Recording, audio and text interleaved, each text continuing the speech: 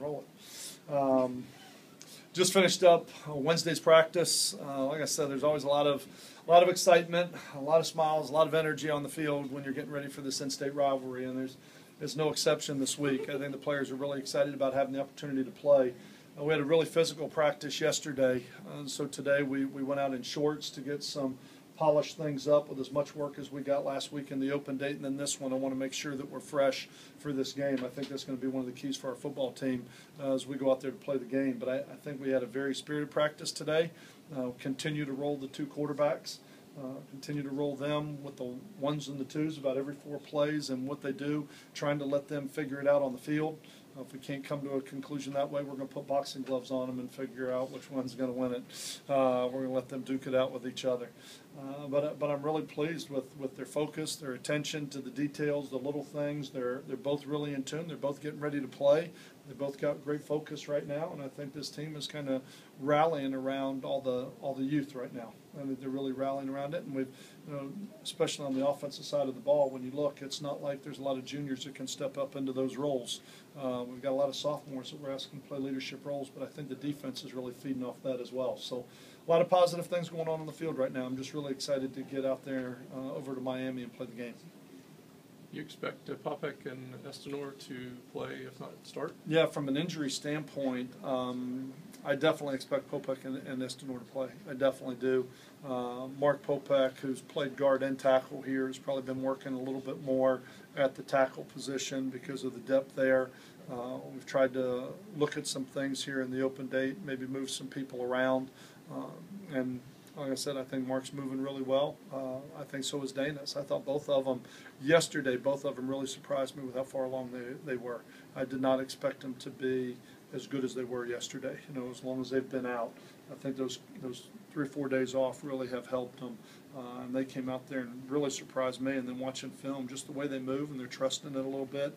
These are good practices for them right now because they get some of the soreness worked out and they gain some confidence on it at the same time. But I would expect both of them to play. I don't know yet what I'm going to do from a starting standpoint, but I expect them both to play.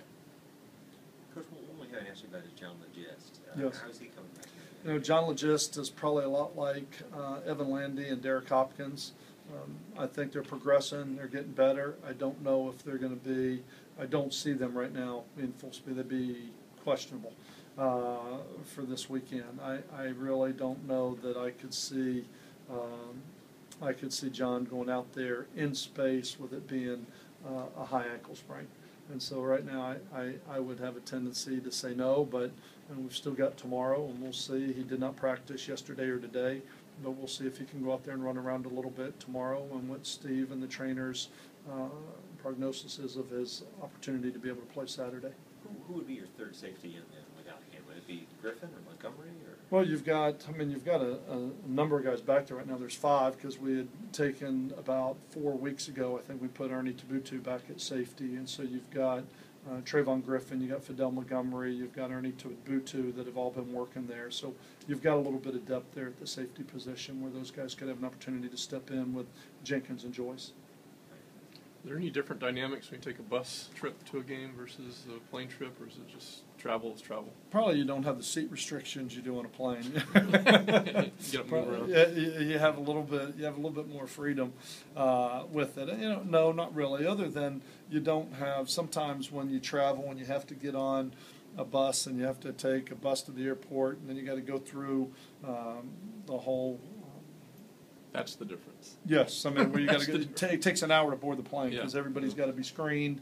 Then you get on the plane, you fly the 2 hours to wherever you're going. Then you get off and get on a bus again. It's kind of like planes, trains, and automobiles. So sometimes when you get there, you're worn out because of everything you have to go through to get there. Where this one's going to be, get on a bus, grab a school book, put a movie on the bus, watch a couple movies, pull into the stadium, have the opportunity to go do the walk through at the stadium, let them run around a little bit after sitting on a bus for about 4 hours, and then go to the meetings, go to the hotel and have dinner and finish up with your evening meetings and put them to bed. So I think it makes for a much smoother transition with all the travel. When you were first a head coach, you were almost exclusively busing everywhere, right? My whole mindset's always been anything under 4 hours, I'd just send bus than I would. I mean, you get right on this border, but even when we were at Connecticut. I mean, if it was 4 hours, and from Connecticut you can get to a lot of places in 4 hours when you start talking at that time the places that we played. But to me, I think, again, because of the logistics and what we just talked about, it's a lot easier to get on a bus, put on 2 movies, get to where you're getting, give them a sack lunch to eat on the bus, and get to where you're going. So I don't mind the bus. We used to bus to Michigan when I was at Notre Dame. We used to bus to Michigan State. So I prefer the bus trips over the plane trips. Did you, forgive me if you're going too far back, did you get Miami as a player or as an assistant at Notre Dame? As an assistant at Notre Dame, I was there. I was not there for the game in '88, but I believe it was the game in '90 when we played them at home. Your first year back then? Yes, I believe it was my first year back, and I was an assistant at Notre Dame. We played Miami.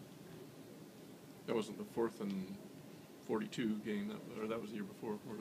4th and 42 game was. That was '89, maybe, right? That was, yeah, and I think that one was at Miami. It was at Miami. I think that was the one at Miami when they converted the. Yeah. 3rd and 42 or whatever. Yeah, it was. I don't remember anything about that. Hey, Coach, sorry if you addressed most of this yesterday. With the quarterback battle between Bobby and Matt, assume it should make them both better. They're competing. Does it make the team better at the same time? Most people would look at this as, oh God, they're replacing B.J. Daniels. Does a battle like that make the team better? Those two have been with us the whole time. They've been out there the whole time. They've been practicing the whole time. So it's not like B.J.'s out, so, oh no, who's next? These two guys, they're well accepted, both of them by this team. They're well liked. I think this football team has a lot of respect for both of them because of the way that they prepare, the way that they go out and practice each and every day. It's a very healthy competition right now. It's not, sometimes you can see something like this because of the personalities involved, divide a team where everybody starts picking sides and the two don't get along and they don't like each other, and it can divide a team. But I think one of the reasons that makes this work, the dynamics make work the way they are right now, is because of the personalities of the two young men involved, the way that they're both focusing, the way that they're both working, and the team attitude they both have to say, you know what, the best quarterback's going to play, and all I'm trying to do is go out there every day and win it. I think it's making both of them prepare like they're going to play. It's making both of them go out there every day, and kind of every throw is focus, game-like rep, and I think that's one of the atmospheres that we're trying to create with the quarterback situation to get them both ready. So whichever one it's going to be is going to be more prepared than he would be without the competition. But you definitely see it as a positive for the team as a whole? I do. I do, because of the personalities of the two young men involved and the way that they get along and the way that they're handling it. I think if they were different personality-wise and they were at each other's throats and didn't get along and didn't talk to each other, you'd watch a team divide behind them. Then everybody would start to pick sides and say, well, I think he's the better one or he's the better one. Right now, I don't think our players are in a tizzy about, oh no, who's going to be the quarterback. I think they understand that whichever one is the quarterback, we can't ask that one player to pick up a hole of 10,000 yards. We've got to ask the defense to pick up some of that. We've got to ask the O-line to pick up some of that, the receivers to pick up some of that. And so I think everybody's taking more of that mindset around it rather than they are just eyeballing the quarterback situation. Everybody's saying, what can I do to pick up my weight? What can I do to help carry it, rather than focused on who's going to be the quarterback.